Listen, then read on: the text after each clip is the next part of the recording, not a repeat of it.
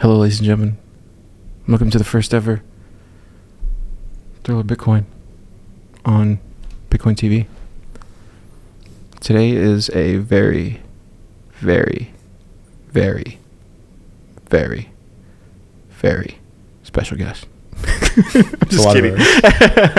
What's up, Constantin? How's it going? It's going pretty good. Yeah? Yeah, you just got back, right? Yeah. Yeah, we missed you. Yeah, dude. That was weird, right? Like, I was gone for 3 days, and I came back, and everybody was like, Car, we missed you. Was it 3 days? Yeah, it was only 3 days. Really? Okay. Well, I think because, you know, there was a PBS in between, you were sorely missed, for sure. How did it go? I heard it went really good, but really bad. Yeah, it was extremely fun. I think it was the biggest turnout ever. Maybe I wasn't here for the first couple. Whoa. There was a group in from... It was actually international.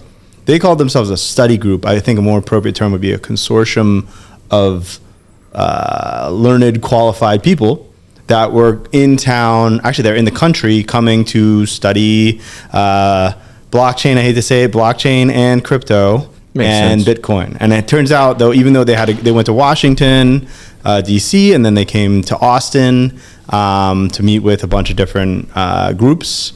But interestingly enough, even though they're ostensibly studying crypto, blockchain, all this stuff, they were hardcore Bitcoiners. And so that's funny. So they came to PBS, a group of like, I don't know, 10 of them from all over. Wow. Yeah, I think there was Armenia, Argentina, a couple other countries, and yeah, they loved it. And we just had a blast. Yeah. Yeah. I noticed, because I think you came to your first PBS, 4 weeks ago? Yeah. Yeah. Yeah, that was the first time I met you. And I was like, man, who's this guy? I was like, you had like a good vibe to you right away. And I was like, man, this is interesting. But I keep seeing this happen over and over and over again, where somebody new will come into town as a Bitcoiner, and then they just start showing up to like all the events. And I'm like, oh, snap. Hey, what's up? And then the next time you see, you're like, oh, hey, what's up? And then you just start hanging out with them. And then you find out like, amazing people, man. There's amazing people coming to this town. I don't think they realize. Well, you're one of them. I think you're far too kind, but thank you for that. But really, it comes down to what the Bitcoin bum himself told me at one of the first Kyle meetings. Murphy? Yeah, Kyle Murphy. He told me himself, you know, and this advice was so good. I actually heard the sleeves of his shirt blew off when he said this. He said, you just got to show up. Like, the secret is you just show up. And I was like, you know, this guy, he looks so crazy, but he might know something about the Austin Bitcoin scene. So I'm just going to listen. I'm just going to listen. Look kind of crazy. Yeah. So I think at least for the first 2, maybe 3 weeks, I just went to like every single event. Yeah, you did. It feels like you were. It feels like you were here like a long time. Yeah. I mean, hey, it's a great scene, and honestly, I was a bit starved for some Bitcoin camaraderie, I guess would be the word. You know, you're out there, you know, out in the fiat ether world, and you're just clinging on to your podcasts for sanity. When you're finally in a citadel of like-minded individuals, you're gonna, you know, go a little crazy at first. How does that actually feel? Like, because you said you used to watch us on Twitch and Twitter. You're like one of the 2 people watching.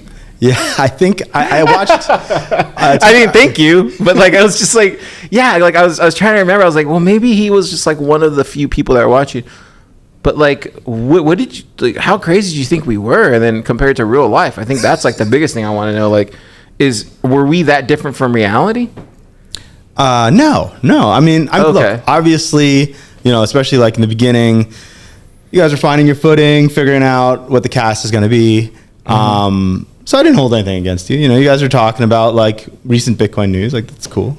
But you know, there's some more polished cast that you're probably aware of. It's fine. You're not trying to be that. And you know, I think it's really cool that at least even just in the time I've been here, it seems like it's been developing and finding its footing. Yeah, I think so. Yeah, I think we're at a point now where it's clockwork, I think. Yeah. And you never know what you're gonna get on PBS. Really, you really don't. That's the fun of it, though, I think. Yeah, it's crazy. I don't even know what's gonna happen on Friday. PBS. That audience mic, man, it could be dangerous. Audience mics could be dangerous. I think there was that. Were you there that first time they had like a I think we had our first like Dogecoin shiller or something. He like came in one time and like. Yeah. Were you there that day? Yeah, was he shilling Doge or something, or mini Doge or whatever the hell that's called? I think so. I think. Yeah, poor guy, dude. Yeah. It was funny because we ended up hanging out with him later, and then it was until like the later in the night, like we were at John's or somebody's house, I forget who, and he was like, you know what? I didn't realize, but Bitcoiners are actually really fucking cool. That's what he said. Yeah. I was like, yeah, man. It's a process. I mean, look, sometimes Bitcoiners come on pretty strong at first. It can be a lot for an outsider. I was well prepped because I'd already, fallen down the rabbit hole pretty damn hard before I came. Yeah. So I was ready to scream out along with Simon whenever necessary. But yeah, for outsiders, sometimes it takes like a more gentle approach or a couple beers at Shiners. Yeah, for sure. What do you think about this whole Topo Chico shortage? Have you heard about this? Wait, what? So apparently there's like a Topo Chico shortage, and that's bad. My brother called me while I was in Mexico, and he was like, "Hey man, I need you to get a Topo Chico Connect." And I was like, "What are you talking about, bro?" He was like, "Yeah, I just need you to find somebody that can send over pallets of Topo Chico. Let me know how much it costs. I'll send it to you right away." I'm like, wow.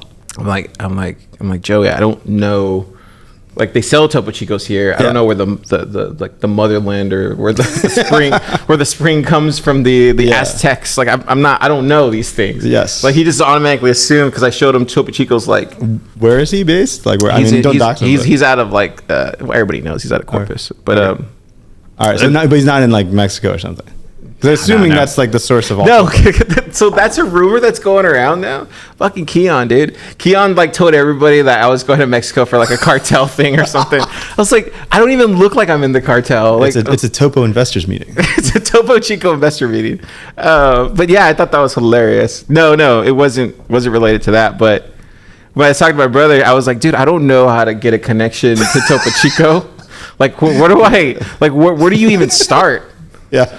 Like, I guess I mean, if I really try to put my head around it, I probably could. But like, I was like, the funny thing with Topo is at first I was, there's a lot of hype around Topo as compared to other, fizzy low caloric beverages. This is not bad. This 1877. Yeah, it's a good alternative. And at first, honestly, I actually had my first Topo here in Austin. Really? Yeah. Back I did a road trip to Austin last year. Like my first spending real time here, like maybe it was like 2 weeks or so. And yeah, I had my first Topo here because I'd heard about it a bunch and got to try it out. Honestly, so have this in context of me being a huge fan now. Well, now the first sips, I'll tell you my original story, but you go ahead. Look, I'll just say it's quite aggressive. It's an aggressive amount of bubbles for. Oh, is that what that is?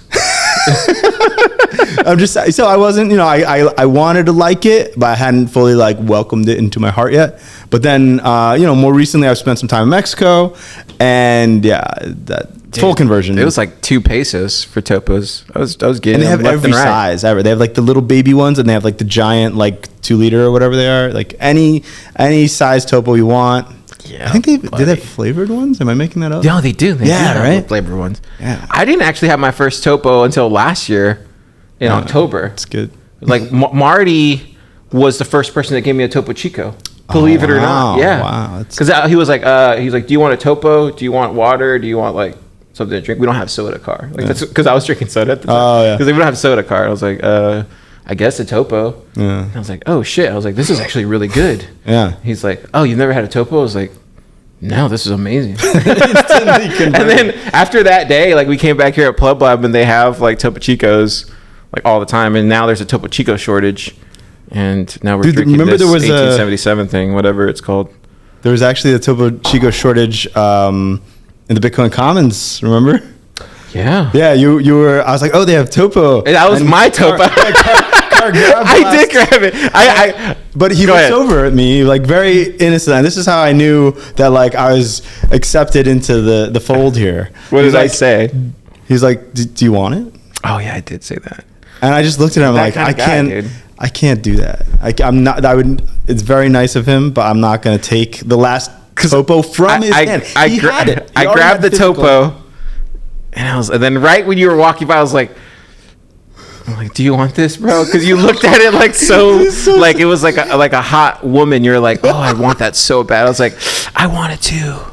And then you're like, I was like, here, it's yours. It's fine. You're like, no, you can have it. Rambler's like, fine. cool. All the other stuff's fine. Waterloo's fine. Whatever. Yeah. That I think it's called the sparkling thing. It's the one that Kaylee's buying lately. I forget which it's called. Spindrift. Yeah, that's not bad.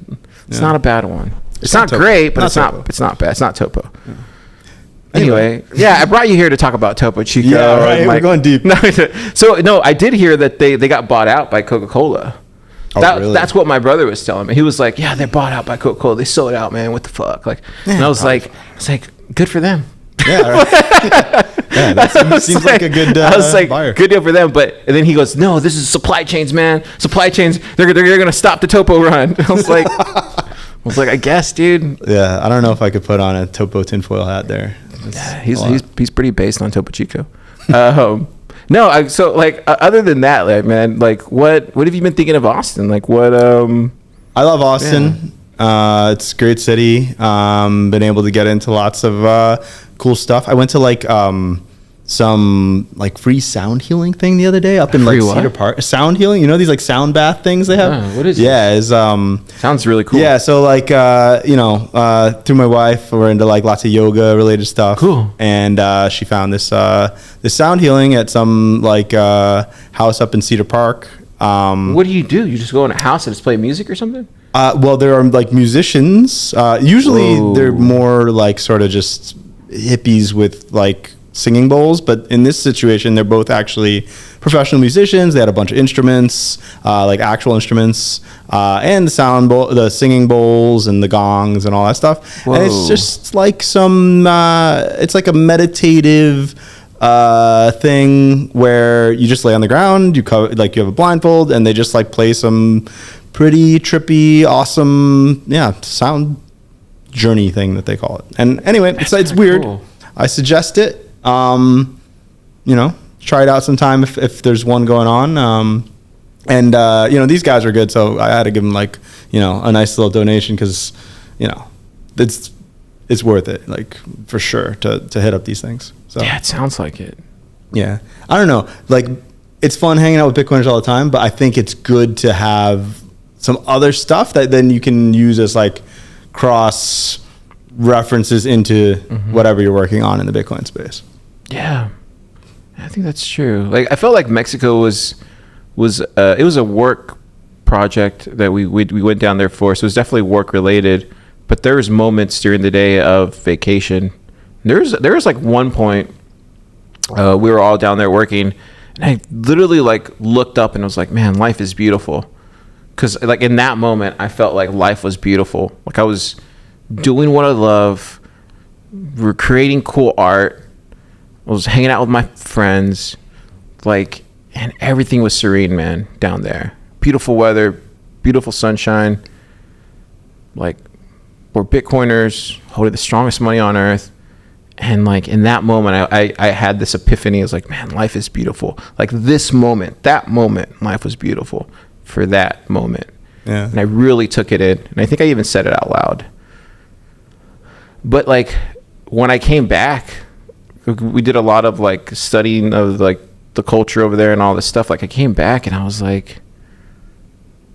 that first Monday I came back sometime mid morning or something, and then I woke up and I was just kind of jaded by the whole trip and stuff like that. Then I went to go work out, do my normal routine. I took the day off that day on Monday. Then I just took a nap. I took a long nap during the day. And then I felt rested, and then I woke up the next morning and we went to Bitcoiner breakfast, and I saw you guys, and y'all were like, yo, Car, we missed you. I was like, whoa. So for me, it was I had two epiphanies. That moment too, at Bitcoin breakfast, I realized man, we got something special here.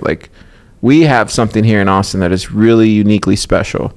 And I don't know if there's another place on the planet that has this. I hope they do. But if this can be replicated in every city in the world, Man, dude. Yeah. Like, it gave me hope. It like injected hope. Yeah, you came back like super enthused on Austin, which I was expecting like all this like, you know, Mexico related hijinks and stories, but yeah, you were focused on Austin, and that, you know, made me think about the first time I came and then left, and we quickly came back. We actually went from Austin and then popped down to San Antonio, and we were in San Antonio for like 2 days, and we're like, all right, let's get back to Austin. Like that's the spot. And I think there's just something, especially, you know, now that I've been able to hook into the Bitcoin community through like Pleb Lab and Bitcoin Commons, like what you guys are doing, and then the Meteor breakfasts, you know, with Mike. Oshi from Michael from Oshi. They're really like lightning rods for anyone related to the Bitcoin space. It's a good model, I think, for other cities to follow. Definitely, right? Yeah. Yeah. I think there's multiple meetups during the week, like a fun event like on a Friday, then you have like the midweek event like on Tuesday, then you have the Bitcoin Common events, then you have the Pleb Lab stuff, the hackathons. And so I think those are the foundational pieces you need for any Bitcoin city, I think. Yeah, there's anything from just like, you know, shooting the shit and having a beer to, you know, lit devs, which is like pretty gets pretty technical, you know. Yeah. It gets down dirty, or like the hackathon where I was like so dude, you did the hackathon. Yeah. I was really extra kind of like I guess kind of surprised, but at the same time kind of like fuck yeah, like hell yeah. I was like surprised it made me motivated to like, man, Car, why didn't you ever join a hackathon? But it was kind of like one of those things where I was like, man, he just went for it. And I thought you did a great, I think you're, for me, I wasn't a judge, by the way. I don't know why. Why am I not a judge, Kyle? Anyway, I know why. I don't know anything. But I did see, like, from my point of view, that you were probably one of the top 3-4 presenters. That's extremely kind. No, but I mean, like, some crazy, strong competitors. Not the project. Yeah. Oh, presenter. Okay. Yeah. I'm talking about like presenter, the person who like knew what they were gonna say, how they presented everything, how quick it was to the point. Like you had all that down. Like I don't think, maybe 2 other people were probably a little bit more. I can't remember who it was. I have to go back and look at the tape. Yeah, to be honest, I thought like, you did a good job presenting, because I felt extremely outclassed. I mean, look, we had some world-class developers on that stage presenting pretty groundbreaking stuff. So me even participating, you know, at the first day of the hackathon, I was dead set on not participating. I was like, look, there's not really anything like extra that I can add to any of these particular teams if I were to join them as like a non-technical part of the team. I talked to like almost all of them to see like, okay, where could I fit in? Where could I help out? And they kind of had it covered, to be honest. So I was like, look, I can be like the 6th wheel, 7th wheel, whatever. Or let me just like get some work done. And as I was like, you know, going over some marketing, advertising related stuff that I was like looking at, because that's like the world I'm originally from, I started taking some notes on some cool stuff, and I was like, okay, well, like, what would that look like in the Bitcoin space? And I was just riffing on that in my notebook for a bit, and after 10 minutes I was like, wait a second, I think I have a project here. So I just ran with it. It was kind of cool too, because you made a whole project like without any code. But you had like the whole, what the front end would look like. Yeah. Like, and like what the marketing thing would be behind it. And then like, it was basically like somebody had handed you like a full platter of like, hey, this is the company name. This is the marketing for it, how I see it. This is the value. This is like what it would do. This is like, and it was like like full on thing that you made. Yeah, it was a full funnel. Yeah. It was a full funnel, and then but you just didn't have the actual like the code behind it. Right. But it's definitely something that if you wanted to pursue, you could go hire a dev to do it. Yeah. And I thought that was the coolest thing, was that you, without any coding experience, or maybe you have very little, but you were able to fully fledge out a complete project from start to finish. So like that's tremendous, man. Like that's good vision. The biggest learning here for me personally was not honestly I've been in the marketing space for a long time, so there wasn't really the meat of the campaign or anything like that. But I came home after having the original idea at the first day of the hackathon, and I had no good way of like presenting my ideas. So I just started YouTubing Figma tutorials, which is like the wireframing prototyping software that like a lot of actual designers, unlike me, will use for this. And I just got to like a very, very, very basic level of being able to use Figma so I could at least get my ideas out onto the space in like a legible format. And it was enough. You know, I learned just enough Figma in like 12 hours to be able to like put my idea up there. And, you know, I guess I can use that, you know, going forward, because from there you can pretty much hand it over to a designer, or sorry, to a developer. And I think it will actually, from the Figma file, you can actually generate some basic CSS and some stuff like that. So it would be pretty easy to go forward with something like that. So I just had this brilliant idea right now.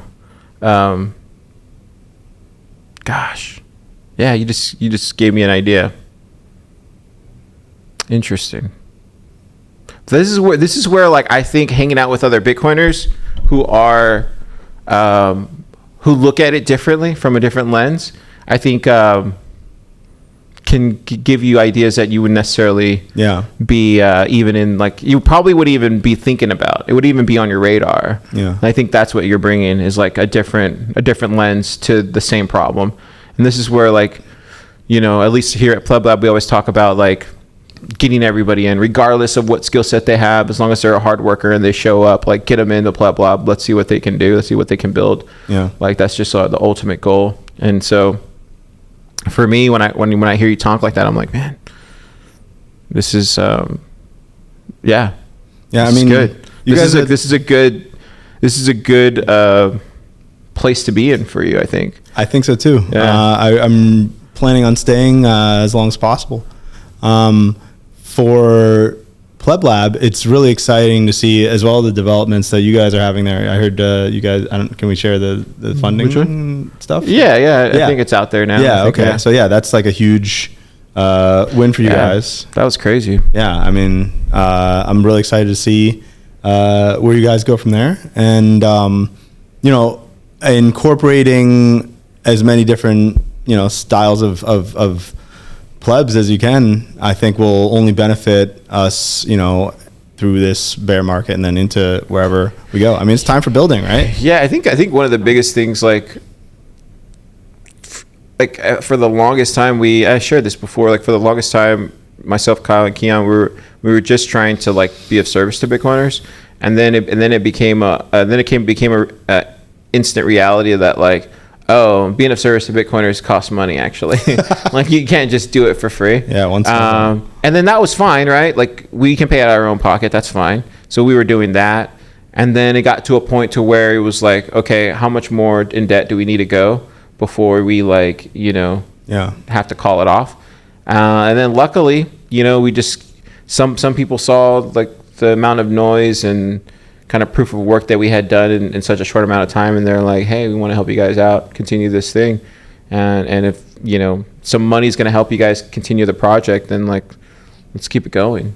So it's awesome to see. I mean, because there are people that, you know, put a lot of work out there and don't necessarily, you know, get the appreciation and the recognition that they deserve. And so I remember, I think the first week that I came, PBS got the Voltage sponsorship. Oh yeah, thanks to this. Look at this stuff. Yeah, thank you, Voltage. And and then after that, you guys had the funding announcement for Pleb Lab, and it's just, you know, domino after domino falling in your favor there. So yeah, that was another thing too. Like I've said this many times before, like on the podcast.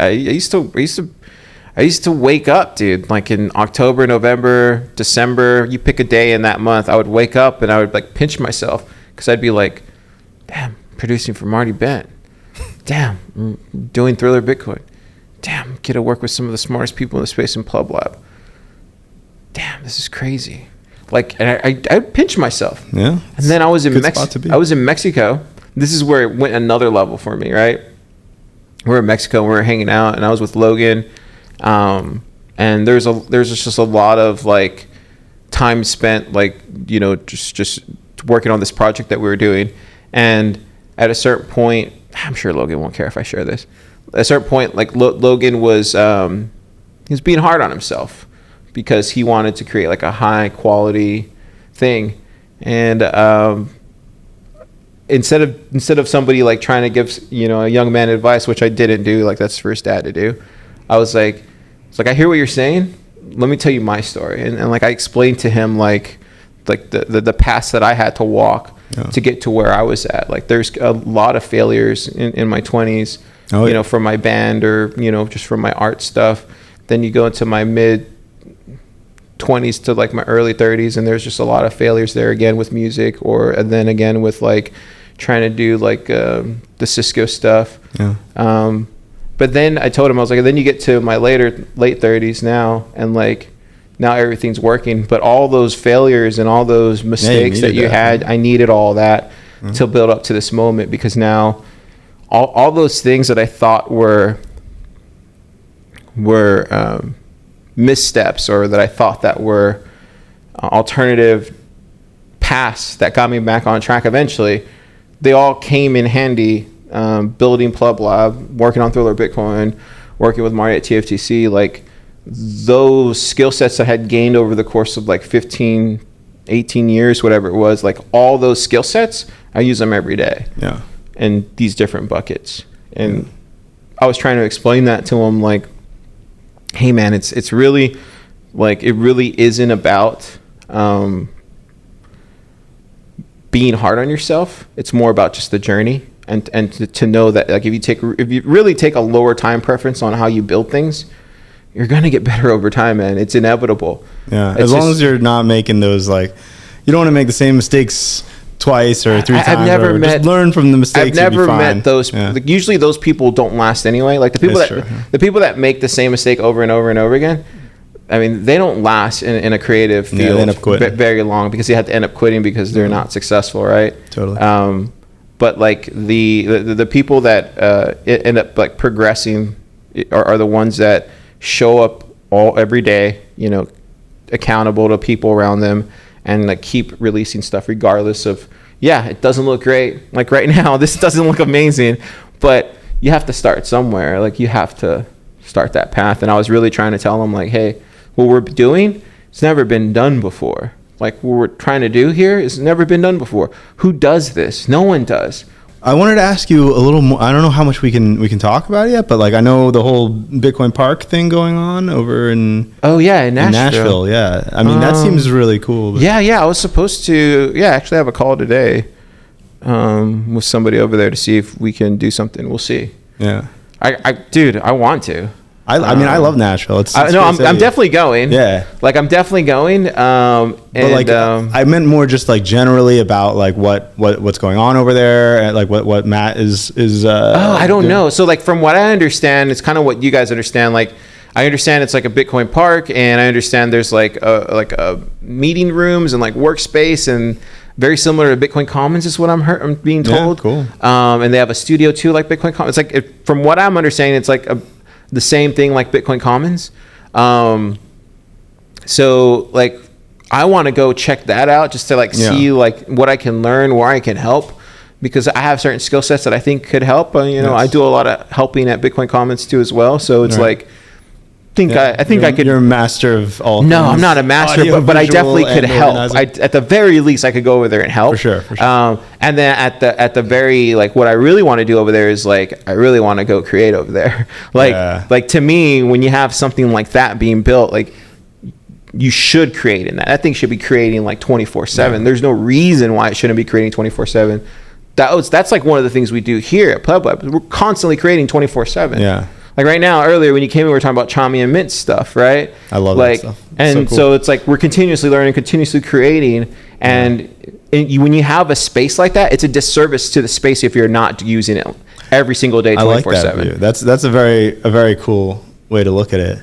And I mean, just from the time I've been in Austin, like seeing, I mean, how many projects has like Super Alone been like going through in the last 4 or 5? This is wild. I can't even keep up with the writings of them. It's awesome. It's awesome to see. And I think it was Ben from Unchained at the breakfast yesterday. He had this word for when you have all these people creating in a tight space together. He was calling it scenius, like a scene of genius, where you have look not like genius like no. I know. So it's funny too because Woosley also said that there was somebody I was talking to and they were like they said a word and I was like, wow, I've never heard that word before, and I was like, wait a second, where'd you hear that word from? And they're like, Woosley told me that, and I was like, oh, he's okay. And then so like right now when you said that again, I was like, oh, okay, this is another one of those. Yeah. So yeah, I respect it. I love it. Just the idea that like when you have, people riffing on stuff that they know a lot about, and in this case, like all concentrated in the Bitcoin space, you're going to have lots, 2 + 2 is going to be far more than 4. You're going to have 5, 6, whatever. And that was happening at the breakfast actually just the other day. I believe, John from Zaprite and I think Mike from Oshi were talking about some integration stuff that they were doing, but they were just spitballing on the fly and figuring out how these new features can just like happen, and like new stuff was just being like invented in front of my eyes, which I don't know about for you, but like as a non-developer, that's just like, that's magic, like, oh, they can just hook into this and this and this, and now they're talking about the tip jar too with Tomer. They're saying, oh, now the waitresses at Shiners can get tips, not necessarily in Bitcoin if they don't want to hold Bitcoin. They could even get it in dollars if they just hook into a Strike API. This is the thing that most like all the people that are like on the poopy coin side. I'm using, that's a new term. I'm throwing out. Everybody's using it on the poo coins. Like, they don't understand that, right? Like, they don't understand to have something where you're voluntarily doing these things because you have a passion and a love for it. Yeah. And what you're experiencing there is passion, love, it's magic, and wanting to like change the world and make your city better. Like, that's what you're talking about. Yeah. Like, all those things. And I think Woosley taps into that and is able to see it from like a bird's eye view and be like, oh, I know exactly what that is. It's and like, genius. because he's a big brain too, right? So it's to me, I look at it and I just see like, man, what a beautiful community that is. Like, that's when I was telling you when I came back from Mexico City, I was like, we got something really special here. Yeah. Did you mention his like his Protopian thing to you? I think he's having the first meetup for that tonight.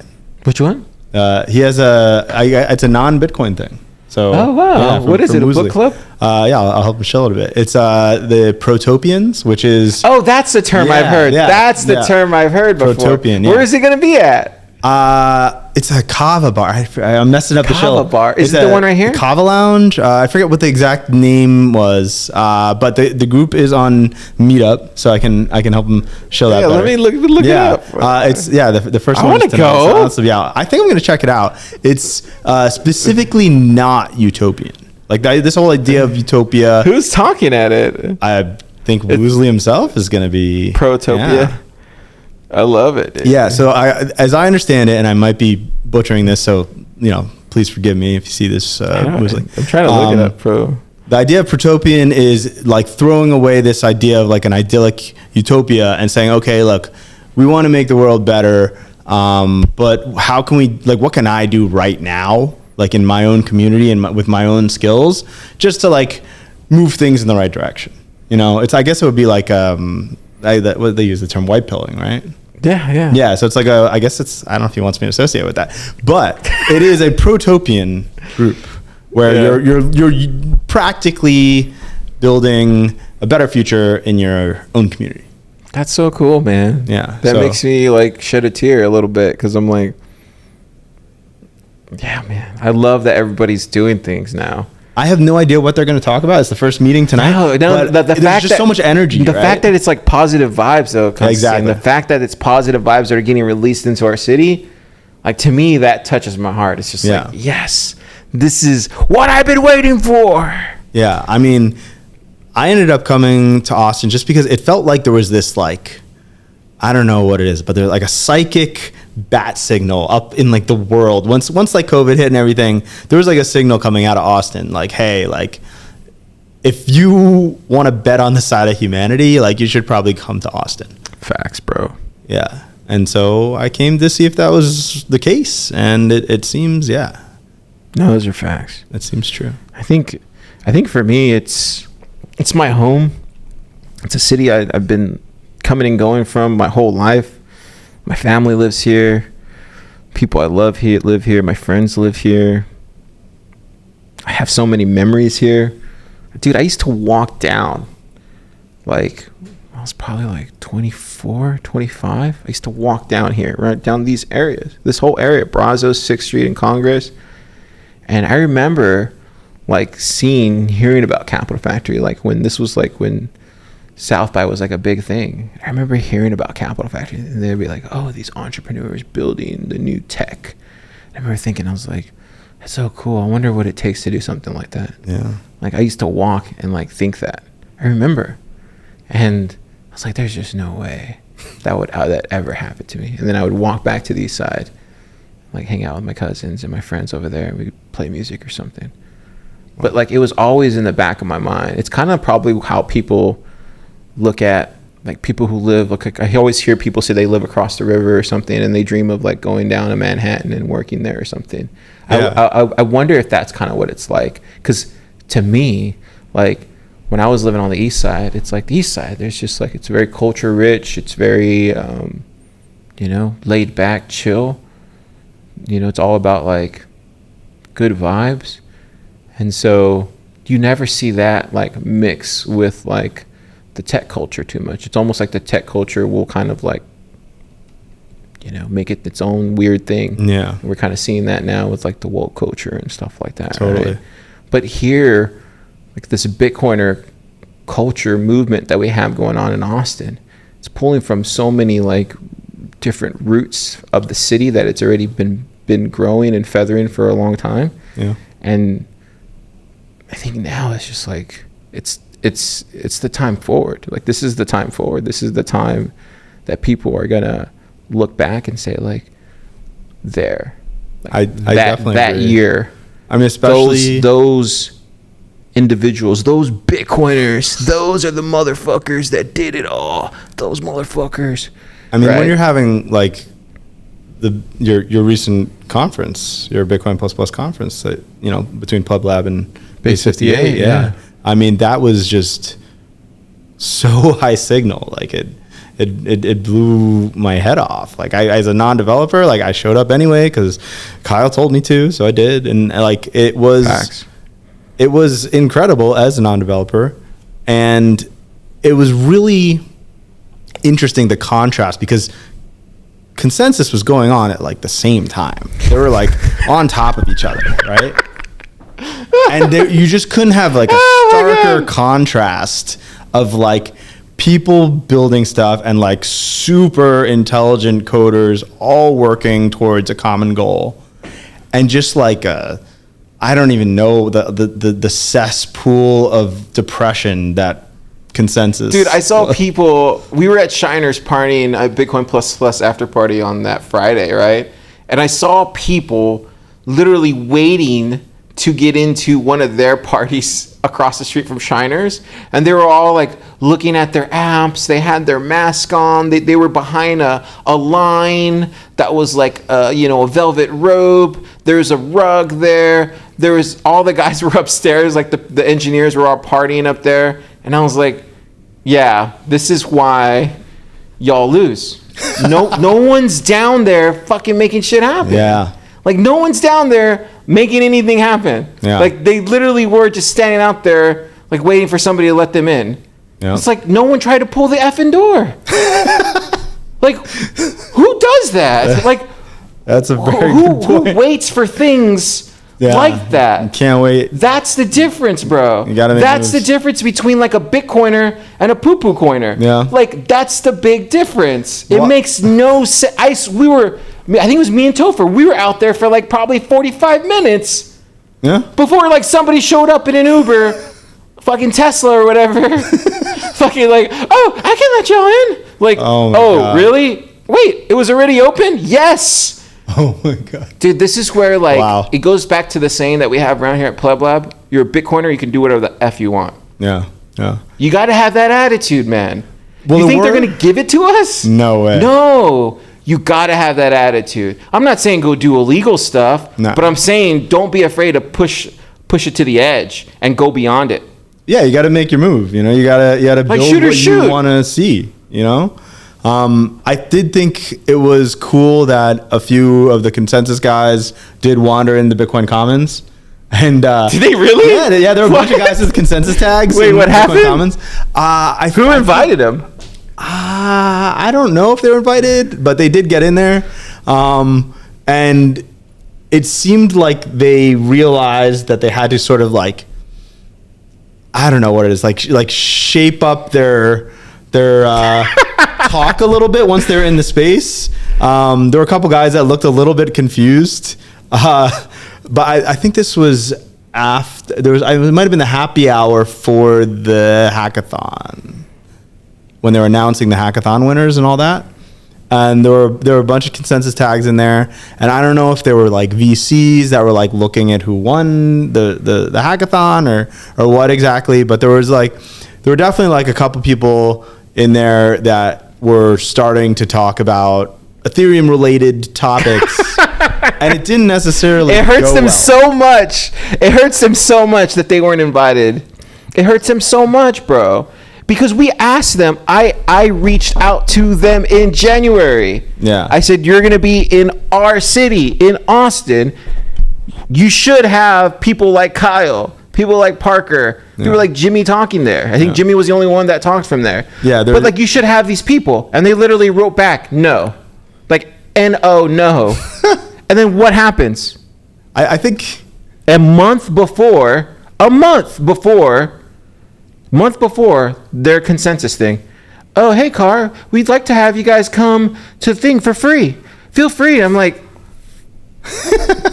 no, I'm not going to come to your state. We've already built a different one. Well, let's be fair. There were a couple solid. I'm not blaming them all. There were a couple solid. I'm not blaming them all. But this is what happens when you have people motivated by the fiat system in charge. That's fiat mindset, bro. It is. That is a fiat mindset. They have no, whatever that is that we have as Bitcoiners, that core belief, they don't have that. Yeah. So this is why they lose time and time again. I'm not blaming the people that they sucker into. I'm not blaming those guys. I'm not blaming the people that showed up. I'm blaming like the people that are in charge of making these fiat decisions. Their time preference. Yeah. Right? Well, it's too hyperbolic. It's just ridiculous. It's great to see that Jimmy keeps going out there though. Somebody and has to. Preaching his message time and time again since like way before I was in the Bitcoin space. And I went to his seminar at Bitcoin++, and it was really awesome. But then to see that he goes over to consensus and is not, he's still on this exact same beat of preaching the Bitcoin gospel. It's cool that there's someone in there, because I don't really want to. I don't really want to go through consensus, and I don't know. It was your first Bitcoin++, right? Yeah, it was the first we ever did. The first one ever, and it was a massive success. So that was very cool. We, as an outsider, I hope there's going to be more in the future. I don't know yet, but here, let me go take this call real quick. I'm sorry, ladies and gentlemen. This is what it's like. Yeah. How much time you got left? Let's go get a drink real quick. We're back, ladies and gentlemen. Yes. I don't know. Right now is a perfect example, right? There's so much moving pieces going on in the city every day. Yeah. And I had to take this call because, certain people, are coming into Austin, and you got to make everybody feel welcomed. So we just try to do everything we can to make sure that happens. And that's what you do. Gotta make some accommodations occasionally. It's all you gotta good. make accommodations for these heavy hitters, like Marty says. Yeah. The heavy hitters. I mean, one thing that I'm excited for is you guys have the technical down super hard here. That's been obvious. But I do think we can probably, in the next, say, months to years, step up the messaging a bit. in terms of like, just the general marketing of what we're doing. I hate the term. I honestly, coming from the market world, it's a dirty word. It really is. But just how we're reaching out to newbies, like especially at this time, right? There's a lot of people, maybe they got wrecked from Celsius or maybe from the Luna stuff or whatever. They don't really need like the super aggressive pleb talk that, the toxic maximalist thing that might be happening. Like, they don't really need the I told you so, in my opinion. I don't know. I feel like for us, I can only speak for myself. I can't speak. We don't run Austin Bitcoin Club anymore. You know that. Like, we don't run Austin Bitcoin Club anymore. Michael runs it. Yeah. He's been running it for close to, this is going to be his 3rd month. Yeah. Like, we stopped running it back in like he's doing April. A great job, though. Oh, yeah, he's doing a great job. But, so we don't control any of that stuff. The only thing that we run now as a company at Pleb Lab is just PBS, and that's it. Yeah. Like my Thriller Bitcoin stuff is like literally all just me and my media company that I own. Yeah.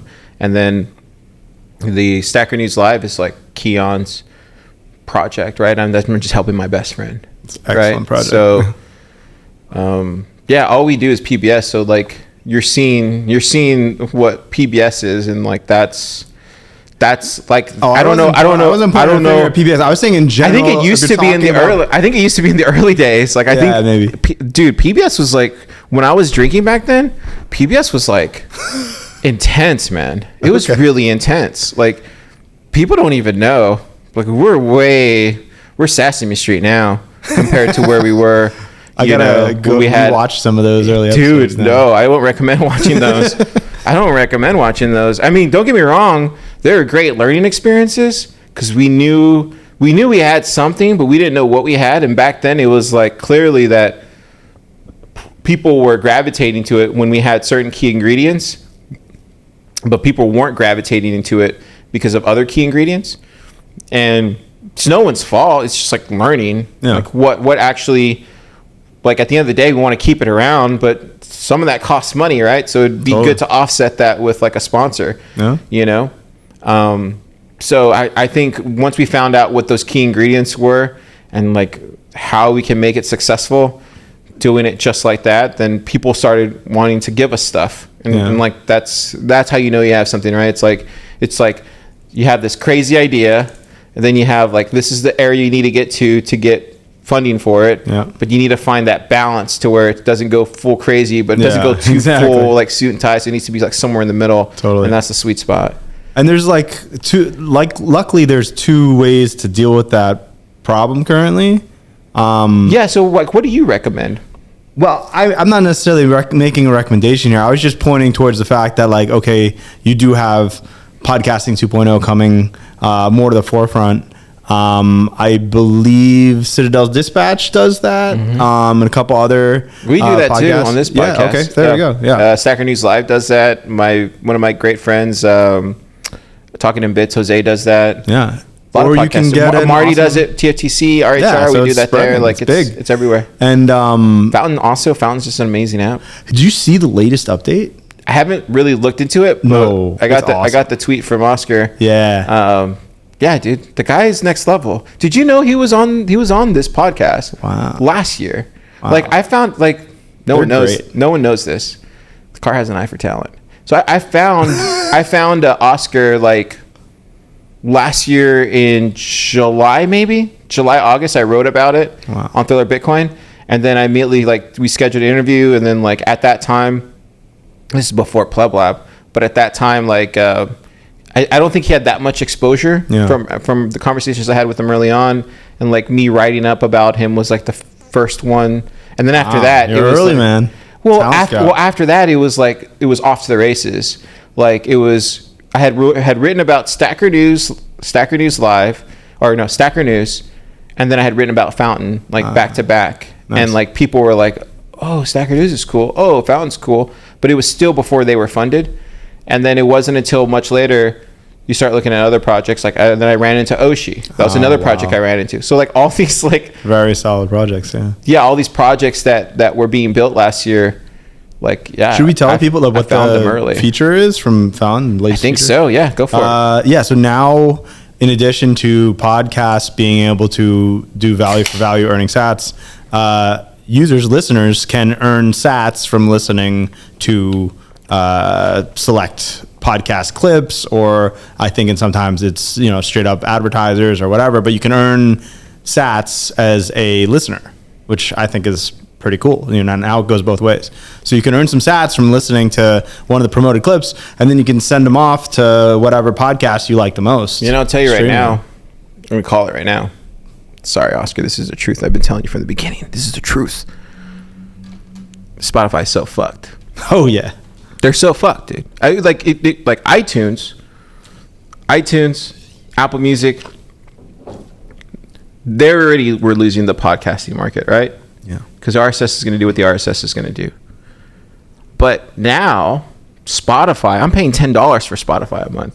Yeah. And they still get ads in. At some point, this is me guessing, I don't know anything. At some point, why wouldn't Fountain add music to its catalog? And then I'm getting paid for it? Or maybe I don't get paid for it. Maybe I stream it. Maybe all those sats that I'm earning on this one side, in the podcasting side, then this other side where I have all the music stuff, then I'm offsetting the cost. Yeah, circular economy there. Circular economy right inside the app. That's what I'm trying to say is like, that guy, Oscar, and his co-founder, they're next level, dude. They really are. They're next level. Like, this is not by accident. There's some people, when you meet them, they're just next level and you just know it because they have those things that you need to build. A few versions ago when I first tried it out, I liked it a lot, but there were like a couple features that weren't quite there yet. And so I was like, all right, I can't fully switch over to it yet. But I gave them feedback. I messaged them and I was like, hey, like I really need, I think it was like at that point you couldn't auto download like the ones that you follow or something like that. And so I sent them feedback and they're like, oh, hey, they actually wrote back within 2 days. They say, hey, actually that's going to be in the next version. We'll let you know when it's released. And then like a week later, they messaged me, hey, it's been released. If you want to try it out, like, let us know what you think.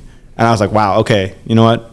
I'm converting. And I think that's the biggest thing is like most people don't realize that in the Bitcoin space, when you're making apps and when you're doing these things, it's about creating those touches. You have to have those multiple touches. And I think like that's the thing about Oshi.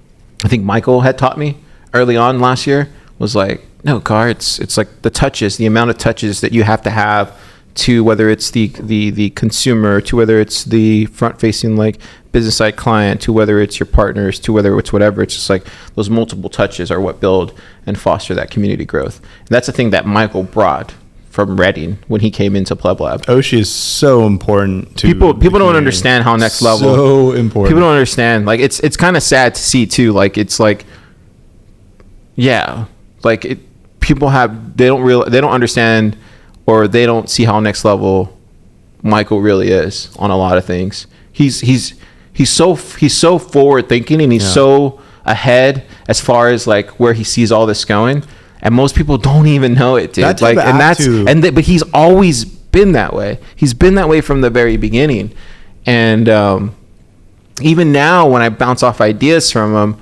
or we're sharing like insights. Yeah, dude, he's just one of those guys that I look to all the time, and I'm just like, dude, what do you think about this? This is what I'm thinking, and then he hits me back with something completely different I wasn't even thinking about. Those network effect apps are really tough too, like because he needs to get he needs to orange pill all the businesses, and then he needs to get all the users. If you don't have either side, it's not really going to work out that well. But I saw like recently, now you can get, I think it was like added last night or something, but you can order a quarter beef from KNC Cattle right through the app there, and you get sats back on that. They have a ton of different boxes from KNC on there, which I just love the idea of like ordering a quarter of a cow off of an app and getting Bitcoin back. It's funny because people think like it's like him and a slew of people. No, it's just Michael and like his co-founder from a distance, right? And that's it.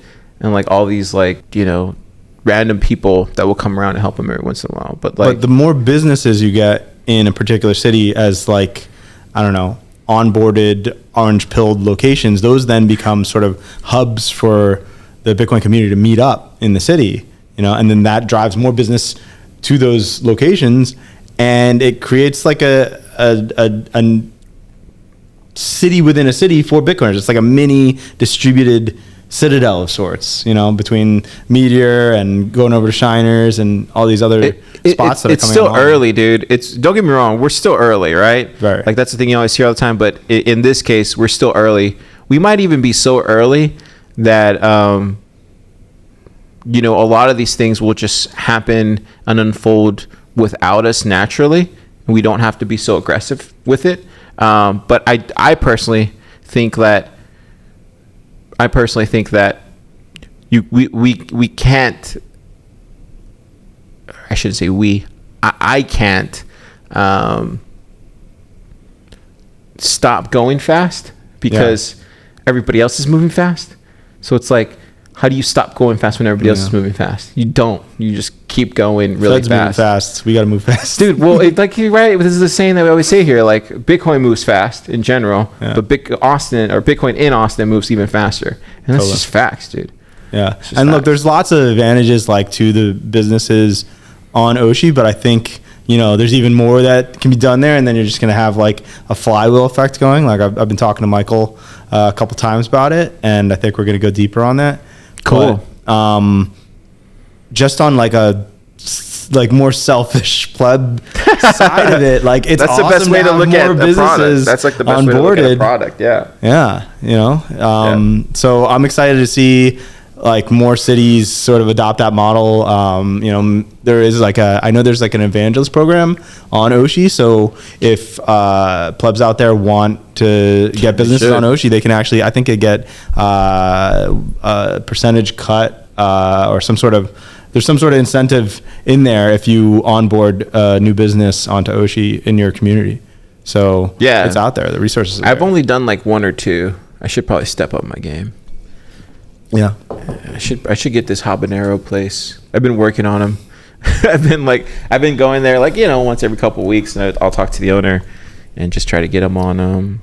Well, it's funny seeing, but just like soft. You have to soft. Yeah, but they build over time. You end up getting like hit by like multiple people as a business owner, right? Because I've seen it myself where like, oh, maybe Michael has like talked to a particular business owner a couple times, and then another guy in the community has talked to him a few times, and it's just like, it's a gradual process of like the business owner hearing from many different parties. Hey, like, when are you accepting Bitcoin? Hey, like, you guys should check out this Oshi app, like all this kind of stuff.